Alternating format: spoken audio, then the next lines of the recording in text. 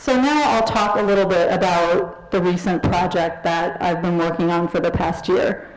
And this project is called Breakout: Escape from the Office. So building on the dissertation project, I formed a group of designers, technologists, urban planners, and we applied to the Architecture League of New York for a grant in August 2008, and they received over 125 proposals, and we were one of 5 projects that were funded.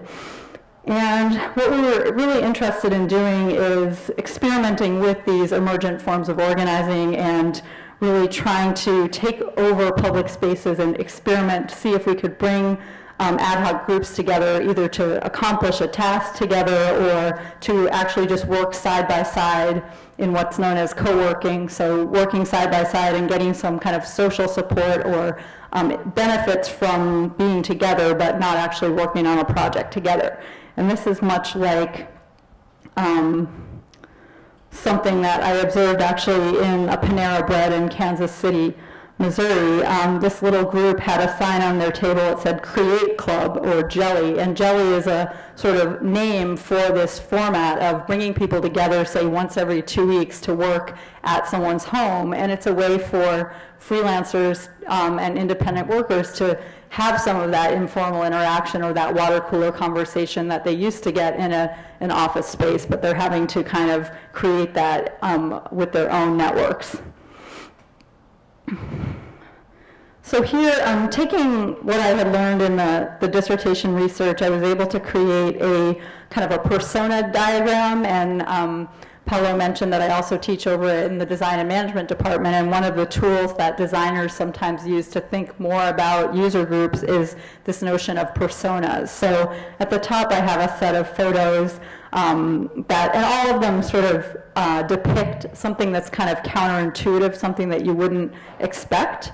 And as an ethnographer, that's sometimes a good place to look for good findings. So if you come across something that surprises you, that can sometimes be something that is worth talking a little bit about. So on the left, you have a woman actually in late November, all bundled up, but using the Wi-Fi network in Bryant Park. So people would say, well, no one's going to use this in the winter. And here's an example. Well, people are actually using it in the winter. It was actually kind of a mild winter in New York that year. It was fall 2006. But nonetheless, people were using the network.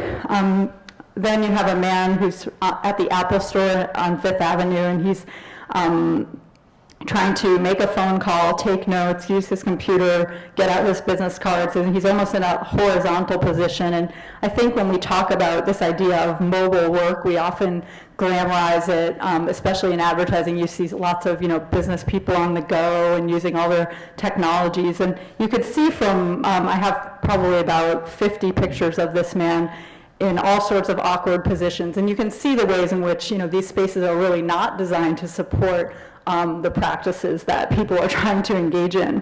Then you have a gentleman on a motorcycle with his laptop, and he's probably catching a Wi-Fi signal from one of the restaurants on First Avenue.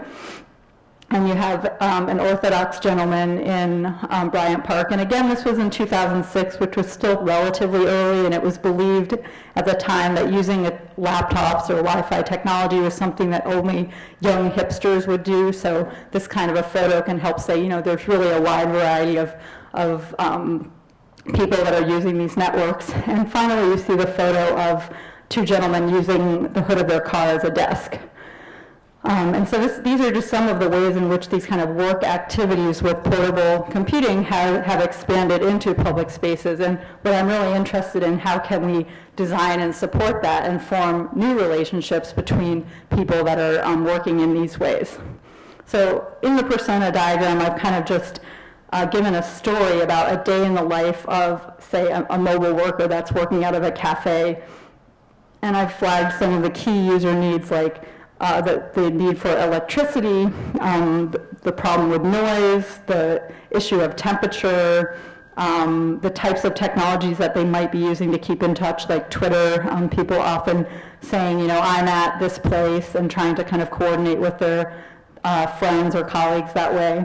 The need for privacy, And also security of your belongings. So if you're working in a mobile way, you also have to, negotiate every step of your day and find someone to watch your belongings and, that kind of thing.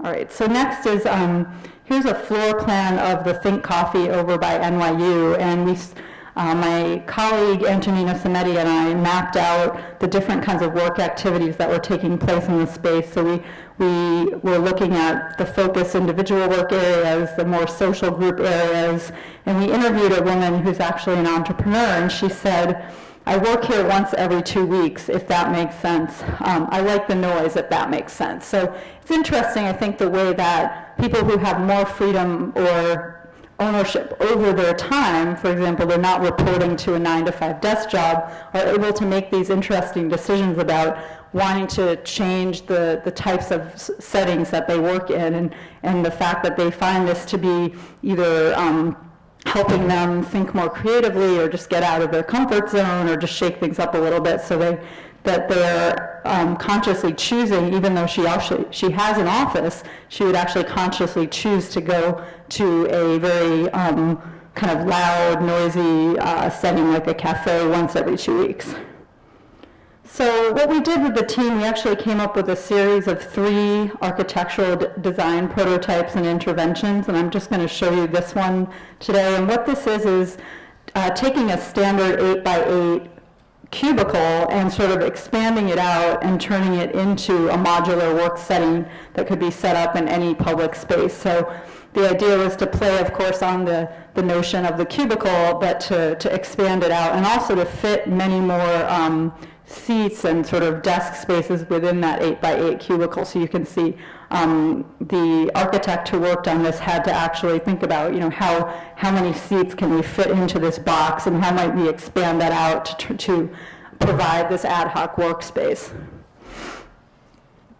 We also designed an operating system, a technological architecture for this project, and we call it the Breakout OS.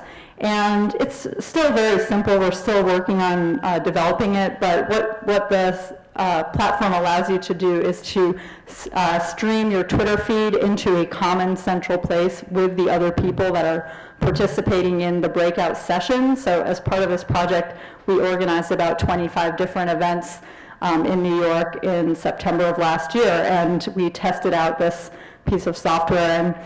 And so the idea was that people would show up at an event, they would check in on the online platform, and we brought our own Wi-Fi with us, so it was an EVDO cellular service, but we were able to bring that to any site that we wanted to, and we would have people check in on the site. And then throughout the event, they were to comment on either what they were working on. So today I'm writing a report about something, or they might say, hey, just met someone really interesting. And our idea was that digital layer was going to help enhance the physical interactions that were taking place in the space. And I think, because it's an early stage, it was very difficult to manage with a small team of people the participation in the physical event as well as the digital platform. And so actually we found that typically one person could only kind of take care of one aspect of this. So that was one challenge, I think. And also something that came up was that, certainly the fact that we chose Twitter as the primary interface for this event, it actually eliminated a lot of people. So there was a woman sitting at a table next to us at one of the events who said, I don't use Facebook or Twitter. What is it for? It does nothing. I don't understand how people are networking these days. So we acknowledged that actually that was a design choice that actually cut out a lot of users from this project, unfortunately. And that's one thing we're looking to perhaps add additional types of social network sites to this so that we could actually get a wider range of users.